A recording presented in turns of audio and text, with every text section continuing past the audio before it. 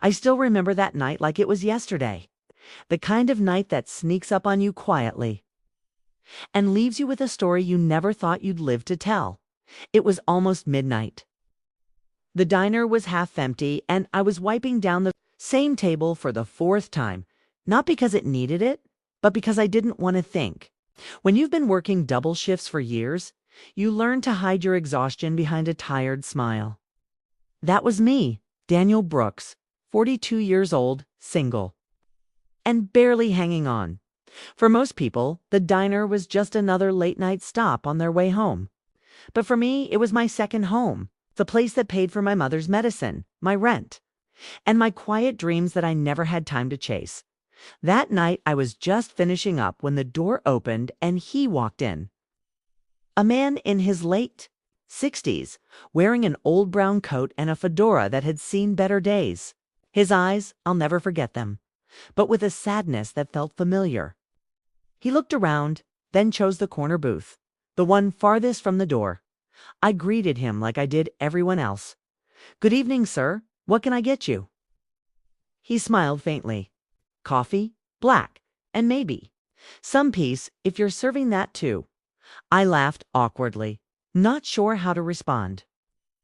But there was something in his tone, a kind of quiet pain that made me want to stay and listen. As I poured his coffee, he spoke again. "You work too hard, son. I can see it in your eyes. What keeps you going?" I didn't know what to say. No one had asked me that in years. I shrugged. "Bills, mostly. And my mother. She's sick. Needs care." Kay nodded slowly, like he understood every word. Then, without another question, he reached into his coat pocket and pulled out his wallet. When he handed me a $100 bill for a $5 coffee, I almost refused. "Sir, that's way too much."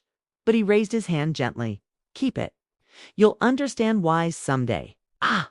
I laughed nervously, thinking maybe he was drunk or just feeling generous. But as he stood up to leave, I noticed his hand tremble slightly, and the way he looked back at me before walking out. It wasn't random. It felt final. I never saw him again. Not until the letter came. 3 days passed since that night. Life went on, the same slow rhythm of coffee cups, tired faces, and endless small talk that didn't mean much.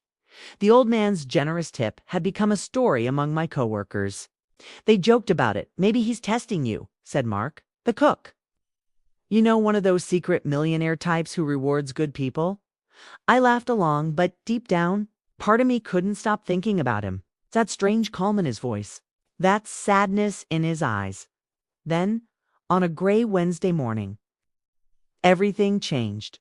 When I came home from work, there was an envelope waiting at my door.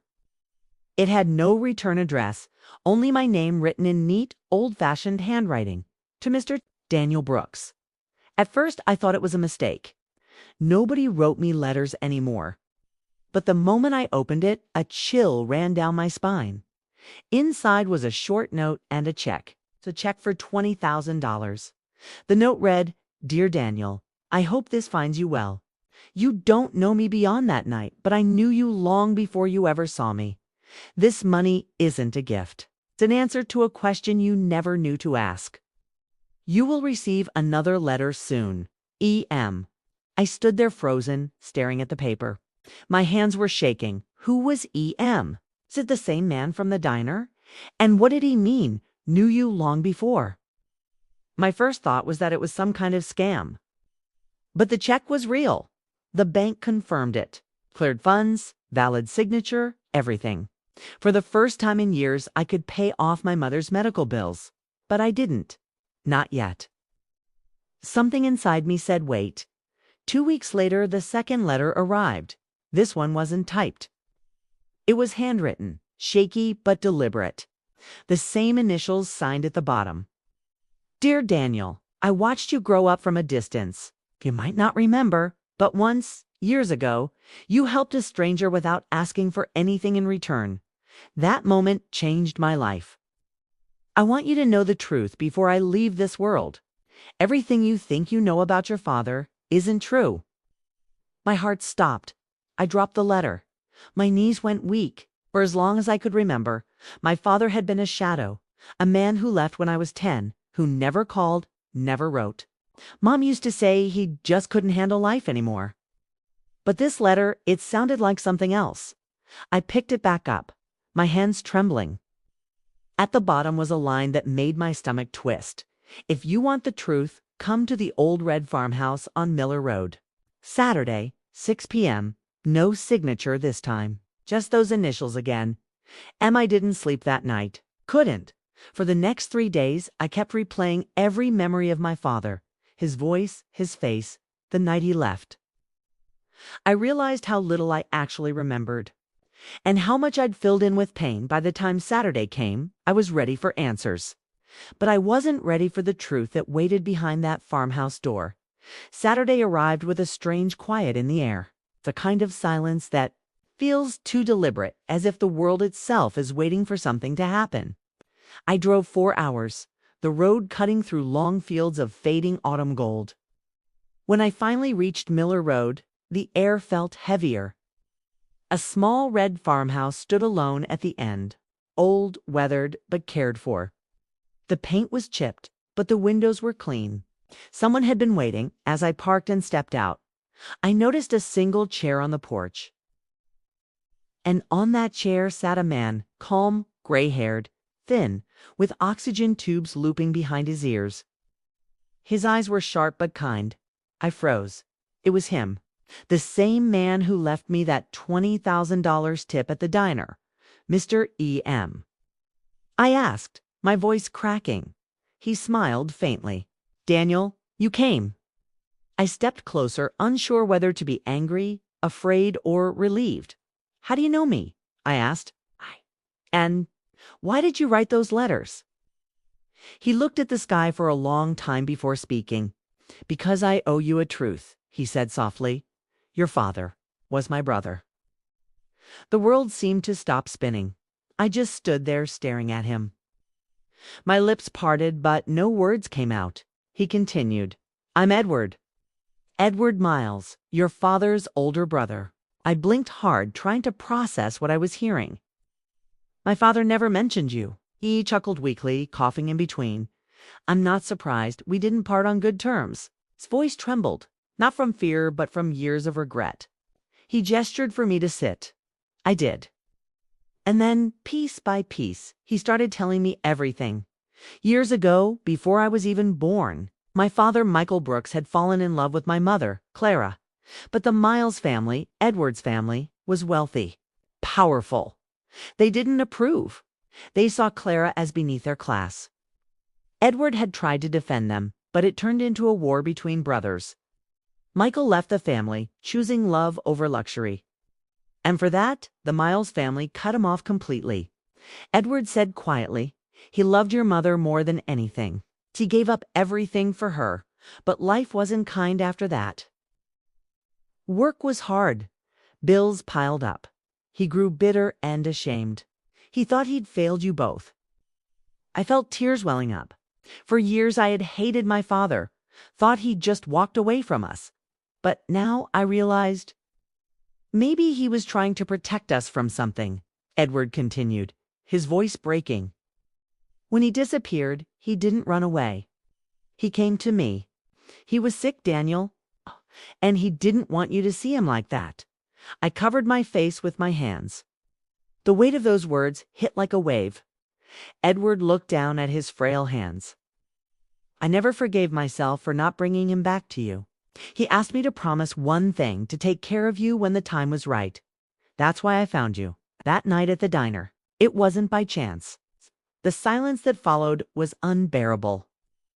The wind blew softly through the porch railings. I could barely breathe. I finally asked, "So the $20,000? He smiled weakly. "That was your father's savings, the last of what he left behind for you. I kept it safe all these years." I felt my chest tighten, every emotion, anger, grief, love, guilt, all colliding at once. All those years I spent resenting him, wishing he'd cared. Oh. And he had, more than I ever knew. Edward leaned back, closing his eyes. "He was proud of you, Daniel. Every letter you sent your mother, every night you stayed by her hospital bed. He knew. I told him, tears streamed down my face. I didn't even try to stop them. Then Edward handed me a small brown envelope. Inside was a faded photograph. My parents, young and smiling, standing in front of the same farmhouse. On the back were 6 words written in my father's handwriting. "Forgive me, son. I never left you." Edward's breathing grew weaker. I wanted to say more, to ask more, but he raised his hand gently. "Don't waste your life on hate, Daniel," he whispered. "It blinds good men." To the love still left for them. That was the last thing he ever said to me. It had only been 2 weeks since I met Edward Miles, but somehow it felt like I'd known him my entire life. Every day after work, I would drive out to the farmhouse. We'd sit on the porch drinking tea, talking about life, about choices, regrets, and the strange way time can both heal and hurt. Edward had a quiet wisdom about him. Even though his body was fading, his spirit was sharp and bright, like the last light of sunset, refusing to disappear. But one evening when I arrived, something felt different. The house was still, too still. The tea wasn't set out. The porch chair empty. I stepped inside, heart pounding, and there he was lying peacefully in his bed, a faint smile frozen on his lips. A nurse who had been caring for him placed her hand on my shoulder. "He passed away this morning," she said softly. "He wanted you to have this." She handed me a sealed envelope, my name written across it again in that same neat, careful handwriting. I sat beside him for a long time before I opened it. The farmhouse was silent except for the sound of the old clock ticking in the hall. Inside, the envelope was a letter and a folded legal document, his last will and testament. The letter began, "Dear Daniel, if you're reading this, it means my time is over. But don't let grief take you. I have lived long enough to make peace with my mistakes. In my will, you'll find that the farmhouse and everything it holds now belong to you. It isn't worth much, but it's a piece of where your family began and where I found forgiveness. You may wonder why I gave you that first check. It wasn't to repay a debt, but to see if you would do what your father hoped. Stay kind, even when life tests you. You passed that test, Daniel. You are your father's son." By the time I reached the end, I couldn't hold back my tears anymore. It wasn't just about the inheritance. 'Twas the message behind it. Forgiveness, understanding, closure. I took a walk outside, through the same fields my father once worked on. The sun was setting, golden light washing over the red wood of the farmhouse. And for the first time in years, I felt peace. But that wasn't the end. As I went through Edward's belongings later, I found an old wooden box in his study. Inside it, dozens of letters addressed to my father, unsent. Each one started with the same words. "Brother, I'm sorry." He had tried for years to reconcile. He just never found the courage to send them. I took those letters, tied them together with a thin red ribbon, and placed them beside his photo on the fireplace mantel. Then I whispered, "He forgave you, and so do I." That night, I stayed in the farmhouse. The wind was gentle. The stars outside were clearer than I'd ever seen. And in that quiet, I could almost hear my father's voice, faint, but full of warmth, "You're home, son." The next morning, I met with the lawyer who handled Edward's estate. He explained everything: the property transfer, the remaining funds, the donation Edward requested to a local children's hospital. It turned out he had secretly supported that hospital for years. It's the same one where my mother had been treated. The lawyer handed me one final envelope. Inside was a single photo, me and Edward sitting on the porch just a week before he passed, laughing, on the back. Edward had written, "Don't live in the shadows of yesterday. The world still needs your kindness." I drove back to the city that night. The diner was still there, same neon sign, same flickering light above the counter. As I walked in, Mark looked up from the grill and grinned. "Hey, big tip guy's back." I smiled faintly. "Yeah," I said, "but I think I finally understand why." Weeks passed. The farmhouse became more than a place. It became a feeling. Every time I drove out there, I felt closer to my father. And to Edward, I'd spend hours walking through the fields, fixing the porch, or just sitting in silence, listening to the wind move through the tall grass. It was strange how a house once filled with strangers' memories now felt like home. One afternoon, while cleaning Edward's study, I found an old brass key taped under his desk. Attached was a small tag that read, "For when you're ready." No other clue. After searching the house top to bottom, I realized the key didn't fit anything upstairs. But in the basement, behind a stack of dusty boxes, there was a small wooden chest, old, locked, and clearly untouched for years. The key fit perfectly inside. I found a set of tapes, old VHS recordings, labeled with dates from nearly 25 years ago. Alongside them, a note written in Edward's careful handwriting. "Daniel, these tapes are not about me. They're about your father. He wanted to tell you the truth himself. Watch them when you're ready to forgive." My heart started racing. I dusted off an old player from the attic, connected it to the farmhouse TV, and pressed play. The screen flickered, and then there he was, my father. Younger but unmistakable, the same eyes. It's the same voice I'd only heard in fragments of memory. He was sitting in a small room, speaking directly into the camera. His hands trembled slightly as he began. "Hey, Danny, if you're watching this, it means I didn't make it. I wanted to tell you the truth, all of it. I didn't leave because I stopped loving you. I left because I was dying, and I didn't want you to remember me that way. I thought, if I went quietly, maybe you'd grow up without the pain of watching me fade." My chest tightened. My eyes burned. His voice cracked as he continued. "Your mom didn't know how to explain it. I asked Edward to keep my promise to look after you when the time came. He did what I couldn't." He smiled faintly, a small tear glistening on his cheek. "I watched you grow, son. Edward showed me photos. Told me how kind you were, how hard you worked. You made me proud every single day." He took a deep breath, his voice trembling. "I'm sorry I wasn't there for you. But remember this, being strong doesn't mean holding everything in.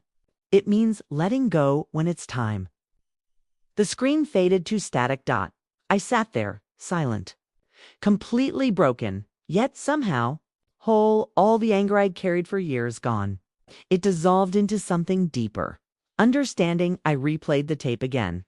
This time just listening not to the words, but to the sound of his voice, warm, human, real. For the first time in my life, I didn't feel abandoned. I felt loved. A week later, I found myself at the diner again. Mark slid me my usual coffee, noticed my quiet smile, and said, "You've changed, man." I laughed softly. Maybe I finally stopped running from ghosts. That night, I took the last of the $20,000 and made a donation to the same children's hospital Edward supported, in memory of both of them. Not because I owed them anything, but because they had given me back my heart. As I stood outside, the city lights flickering like stars, I whispered, "Thank you, both of you." A gentle breeze brushed against my face. For a moment, it felt like an embrace, faint but familiar. And I knew they were home to Section 6, Moral and REF Lesotio in Life. We often mistake silence for absence, but sometimes silence hides the deepest kind of love.